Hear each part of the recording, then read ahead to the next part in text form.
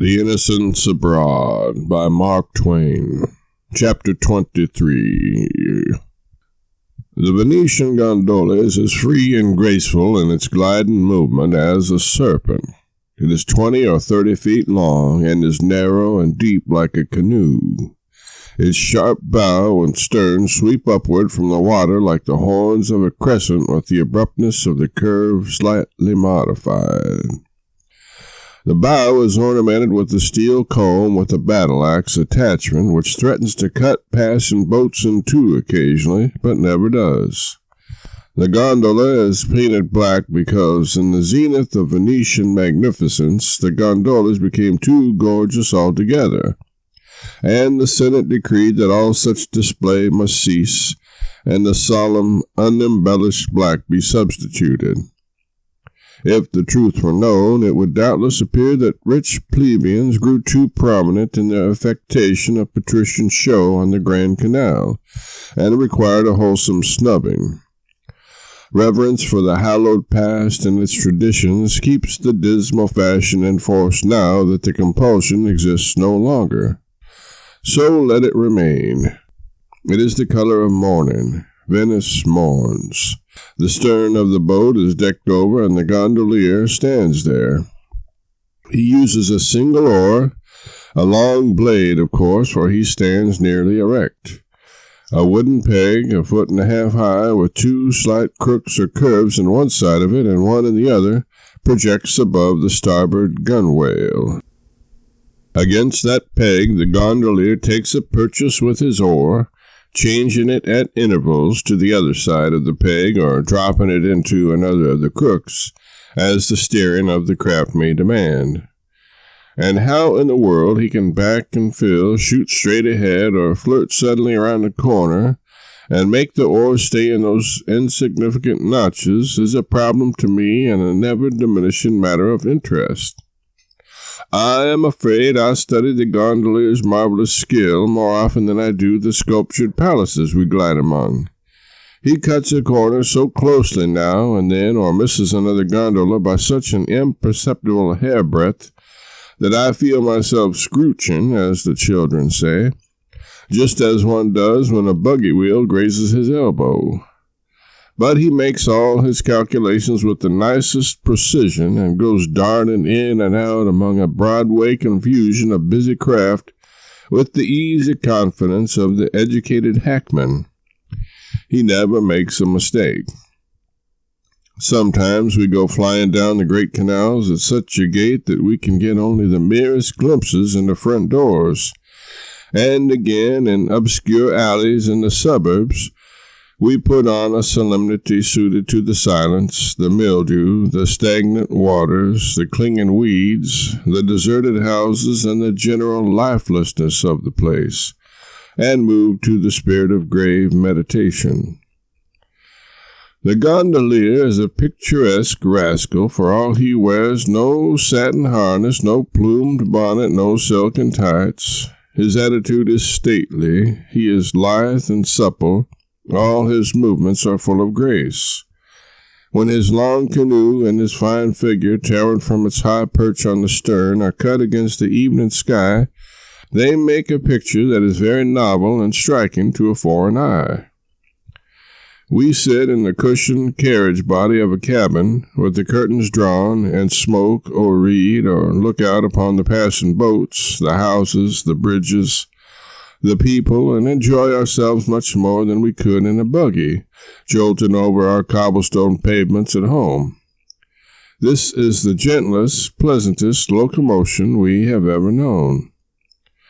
But it seems queer, ever so queer, to see a boat doing duty as a private carriage. We see businessmen come to the front door, step into a gondola instead of a streetcar, and go off downtown to the counting room. We see visiting young ladies stand on the stoop and laugh and kiss goodbye and flirt their fans and say, "Come soon, now do. You've been just as mean as ever you can be. Mother's dying to see you. And we've moved into the new house. Oh, such a love of a place. So convenient to the post office and the church. and the Young Men's Christian Association. And we do have such fishing and such carrying on and such swimming matches in the backyard. Oh, you must come. No distance at all, and if you go down through by St. Mark's and the Bridge of Sighs and cut through the alley and come up by the church of Santa Maria de Frari and into the Grand Canal, there isn't a bit of current. Now do come, Sally Maria. Bye-bye. And then the little humbug trips down the steps, jumps into the gondola, says under her breath, "Disagreeable old thing, I hope she won't," goes skimming away round the corner, and the other girl slams the street door and says, "Well, that infliction's over anyway, but I suppose I've got to go and see her, tiresome stuck-up thing." Human nature appears to be just the same all over the world. We see the diffident young man, mild of mustache, affluent of hair, indigent of brain, elegant of costume, drive up to her father's mansion, tell his hackman to bail out and wait, start fearfully up the steps, and meet the old gentleman right on the threshold. Hear him ask what street the new British Bank is in, as if that were what he came for, and then bounce into his boat and scurry away with his coward heart in his boots. See him come sneaking around the corner again directly, with a crack of the curtain open toward the old gentleman's disappearing gondola, and out scampers his Susan with a flock of little Italian endearments fluttering from her lips, and goes to drive with him in the watery avenues down toward the Rialto. We see the ladies go out shopping in the most natural way and flit from street to street and from store to store just in the good old fashion, except that they leave the gondola instead of a private carriage waiting at the curbstone a couple of hours for them. Waiting while they make the nice young clerks pull down tons and tons of silks and velvets and more antiques and those things, and then they buy a paper of pins and go padding away to confer the rest of their disastrous patronage on some other firm. And they always have their purchases sent home just in the good old way. Human nature is very much the same all over the world, and it is so like my dear native home to see a Venetian lady go into a store and buy 10 cents worth of blue ribbon and have it sent home in a scow. Ah, it is these little touches of nature that move one to tears in these far-off foreign lands. We see little girls and boys go out in gondolas with their nurses for an airing. We see staid families with prayer book and beads enter the gondola dressed in their Sunday best and float away to church. And at midnight we see the theater break up and discharge its swarm of hilarious youth and beauty. We hear the cries of the hackman gondoliers, and behold the struggling crowd jump aboard, and the black multitude of boats go skimming down the moonlit avenues. We see them separate here and there and disappear up divergent streets. We hear the faint sounds of laughter and of shouted farewells floating up out of the distance. And then, the strange pageant being gone, we have lonely stretches of glittering water, of stately buildings, of blotting shadows, of weird stone faces creeping into the moonlight, of deserted bridges, of motionless boats at anchor, and over all broods that mysterious stillness, that stealthy quiet that befits so well this old dream in Venice. We have been pretty much everywhere in our gondola. We have bought beads and photographs in the stores and wax matches in the great square of St. Mark. The last remark suggests a digression. Everybody goes to this vast square in the evening. The military bands play in the center of it, and countless couples of ladies and gentlemen promenade up and down on either side, and platoons of them are constantly drifting away toward the old cathedral, and by the venerable column with the winged lion of St. Mark on its top, and out to where the boats lie moored. And other platoons are as constantly arriving from the gondolas and joining the great throng. Between the promenaders and the sidewalks are seated hundreds and hundreds of people at small tables, smoking and taking granita, a first cousin to ice cream. On the sidewalks are more employing themselves in the same way. The shops on the first floor of the tall rows of buildings that wall in three sides of the square are brilliantly lighted. The air is filled with music and merry voices, and altogether the scene is as bright and spirited and full of cheerfulness as any man could desire. We enjoy it thoroughly. Very many of the young women are exceedingly pretty and dress with rare good taste. We are gradually and laboriously learning the ill manners of staring them unflinchingly in the face. Not because such conduct is agreeable to us, but because it is the custom of the country and they say the girls like it. We wish to learn all the curious, outlandish ways of all the different countries so that we can show off and astonish people when we get home. We wish to excite the envy of our untraveled friends with our strange foreign fashions which we can't shake off. All our passengers are paying strict attention to this thing with the end in view which I have mentioned. The gentle reader will never know what a consummate ass he can become until he goes abroad. I speak now, of course, in the supposition that the gentle reader has not been abroad, and therefore is not already a consummate ass. If the case be otherwise, I beg his pardon and extend to him the cordial hand of fellowship and call him brother. I shall always delight to meet an ass after my own heart when I shall have finished my travels. On this subject, let me remark that there are Americans abroad in Italy who have actually forgotten their mother tongue in 3 months, forgot it in France. They cannot even write their address in English in a hotel register. I append these evidences, which I copied verbatim from the register of a hotel in a certain Italian city. John P. Whitcomb, Etats Unis. William L. Ainsworth, Traveleur. He meant traveler, I suppose. Etats Unis. George P. Morton et Fils d'Amérique.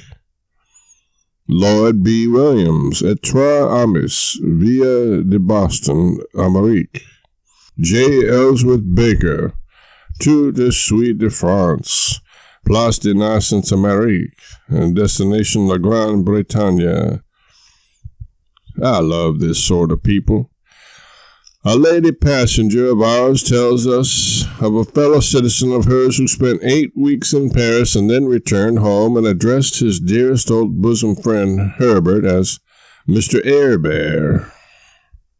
He apologized, though, and said, "Upon my soul, it is aggravating, but I can't help it. I have got so used to speaking nothing but French, my dear Airbear. Damn it, there goes again. Got so used to French pronunciation that I can't get rid of it. It is positively annoying, I assure you." This entertaining idiot, whose name was Gordon, allowed himself to be hailed 3 times in the street before he paid any attention, and then begged 1,000 pardons and said he had grown so accustomed to hearing himself addressed as Monsieur Gordon, with a roll to the R, that he had forgotten the legitimate sound of his name. He wore a rose in his buttonhole.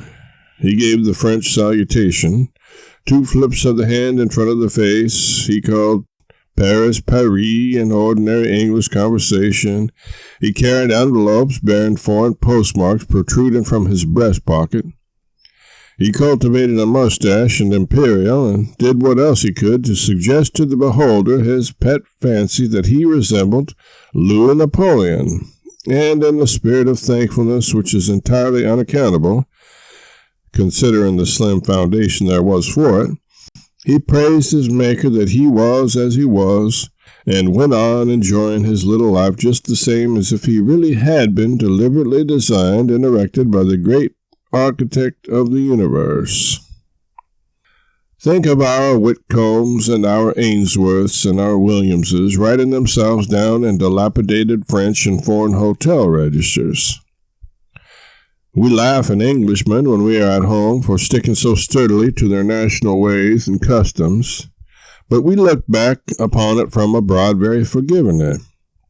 It is not pleasant to see an American thrusting his nationality forward obtrusively in a foreign land, but, it is pitiable to see him making of himself a thing that is neither male nor female, neither fish, flesh, nor fowl, a poor, miserable, hermaphrodite Frenchman. Among a long list of churches, art galleries, and such things visited by us in Venice, I shall mention only one, the Church of Santa Maria de Frari. It is about 500 years old, I believe, and stands on 1,200,000 piles. In it lie the body of Canova and the heart of Titian under magnificent monuments. Titian died at the age of almost 100 years. A plague which swept away 50,000 lives was raging at the time, and there is notable evidence of the reverence in which the great painter was held, in the fact that to him alone the state permitted a public funeral in all that season of terror and death. In this church also is a monument to the Doge Foscari, whose name our once resident of Venice, Lord Byron, has made permanently famous. The monument to the Doge Giovanni Pesaro in this church is a curiosity in the way of mortuary adornment. It is 80 feet high and is fronted like some fantastic pagan temple. Against it stand 4 colossal Nubians, as black as night, dressed in white marble garments. The black legs are bare, and through rents in sleeves and breeches, the skin of shiny black marble shows. The artist was as ingenious as his funeral designs were absurd. There are 2 bronze skeletons bearing scrolls, and 2 great dragons uphold the sarcophagus. On high, amid all this grotesqueness, sits the departed Doge. In the conventual buildings attached to this church are the state archives of Venice. We did not see them, but they are said to number millions of documents. They are the records of centuries of the most watchful, observant, and suspicious government that ever existed, in which everything was written down and nothing spoken out. They fill nearly 300 rooms. Among them are manuscripts from the archives of nearly 2,000 families, monasteries, and convents. The secret history of Venice for 1,000 years is here, its plots, its hidden trials, its assassinations, its commissions of hireling spies and masked bravos, food ready to hand for a world of dark and mysterious romances. Yes, I think we have seen all of Venice. We have seen in these old churches a profusion of costly and elaborate sepulchre ornamentation such as we never dreamt of before. We have stood in the dim religious light of these holy sanctuaries in the midst of long ranks of dusty monuments and effigies of the great dead of Venice until we seemed drifting back into the solemn past, and looking upon the scenes and mingling with the peoples of a remote antiquity. We have been in a half-waking sort of dream all the time. I do not know how else to describe the feeling. A part of our being has remained still in the 19th century, while another part of it has seemed in some unaccountable way walking among the phantoms of the 10th. We have seen famous pictures until our eyes are weary with looking at them and refuse to find interest in them any longer. And what wonder when there are 1,200 pictures by Palma the Younger in Venice and 1,500 by Tintoretto. And behold, there are Titians and the works of other artists in proportion. We have seen Titian's celebrated Cain and Abel, his David and Goliath, his Abraham's sacrifice, We have seen Tintoretto's monster picture, which is 74 feet long, and I do not know how many feet high, and thought it a very commodious picture. We have seen pictures of martyrs enough and saints enough to regenerate the world.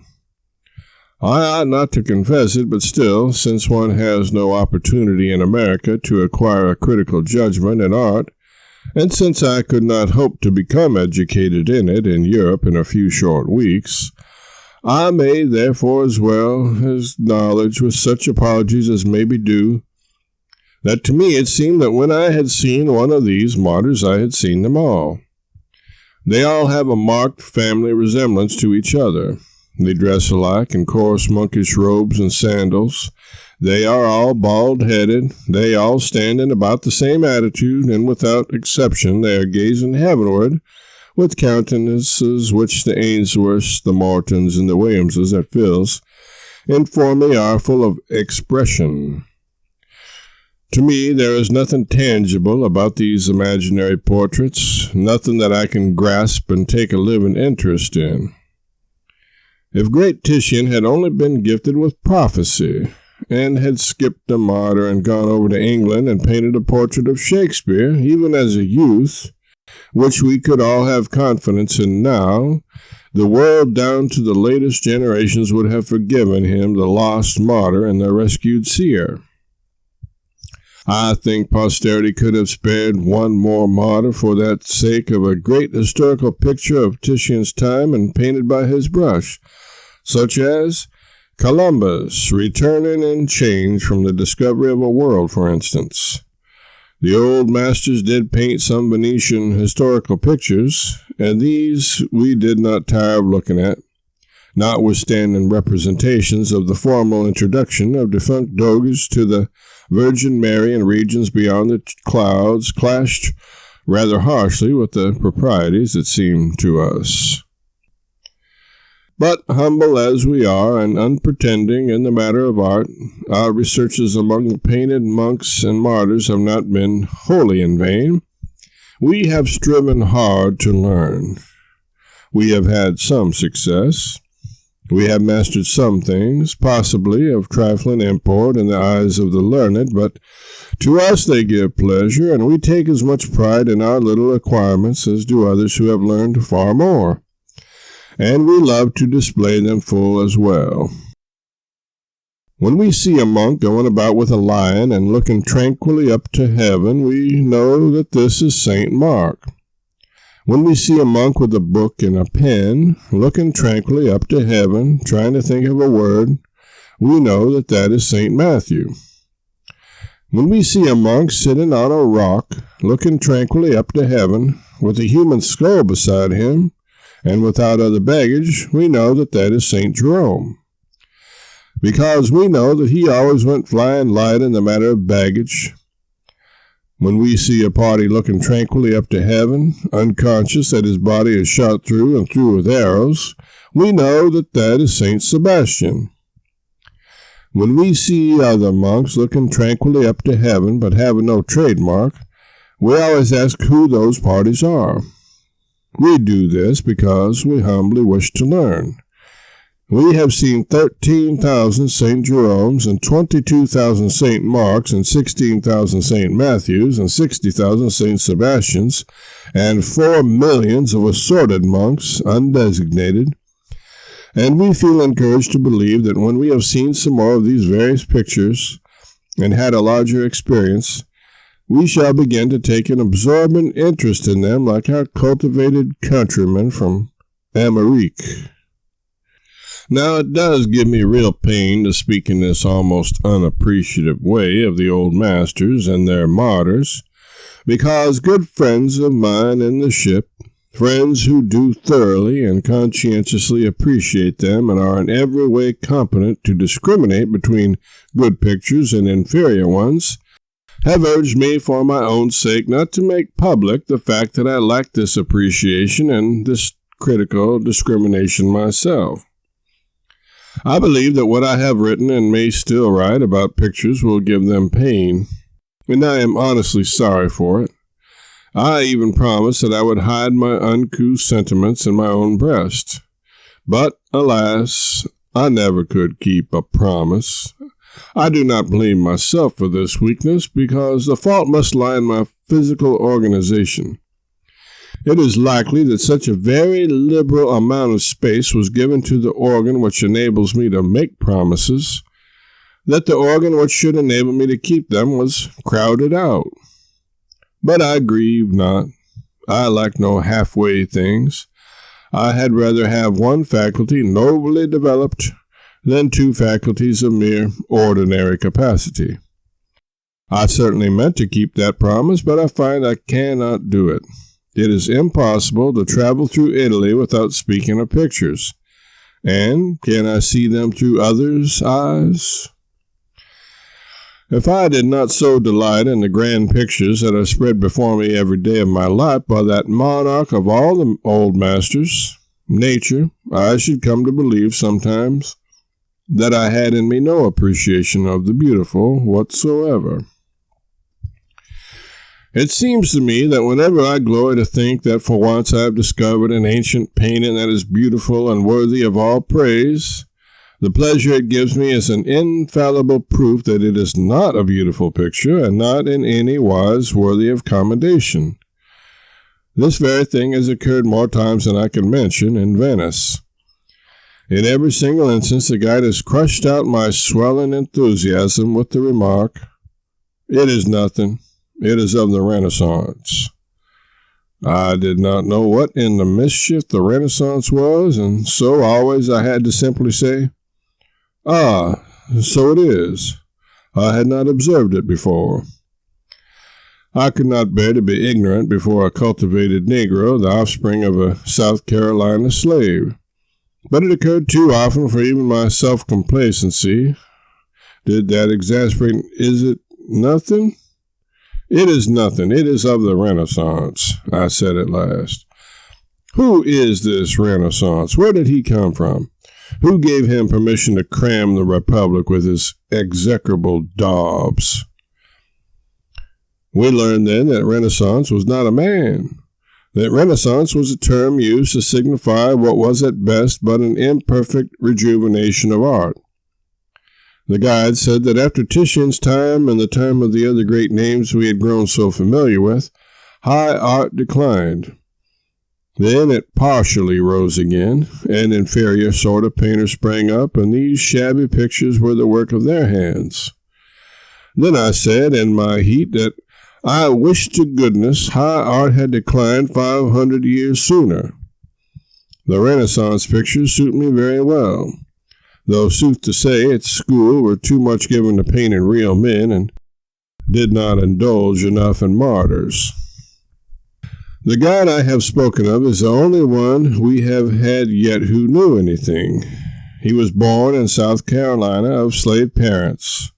They came to Venice while he was an infant. He has grown up here.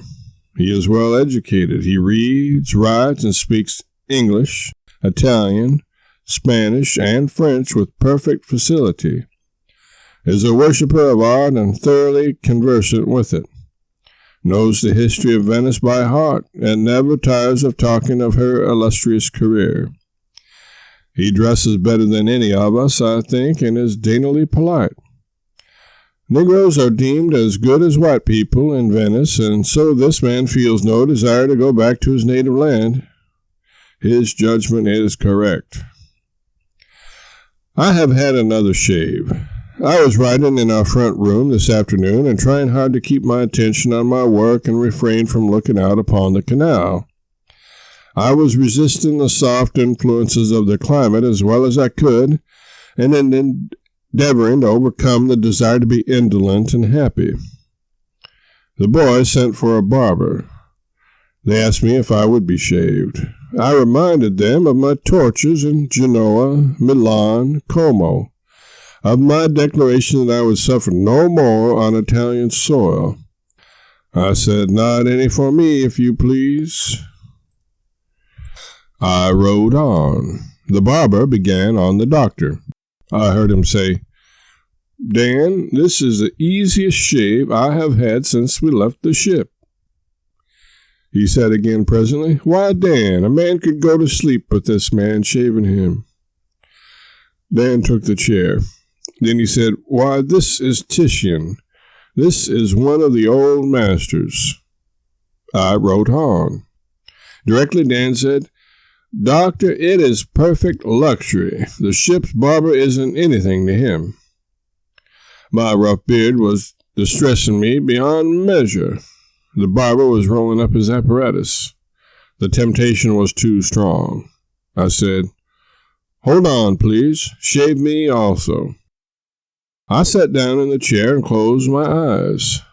The barber soaped my face and then took his razor and gave me a rake that well nigh threw me into convulsions. I jumped out of the chair. Dan and the doctor were both wiping blood off their faces and laughing. I said it was a mean, disgraceful fraud.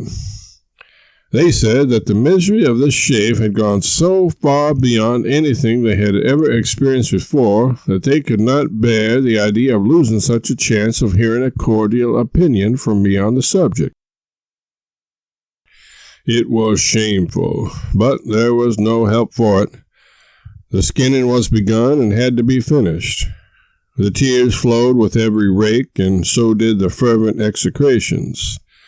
The barber grew confused and brought blood every time.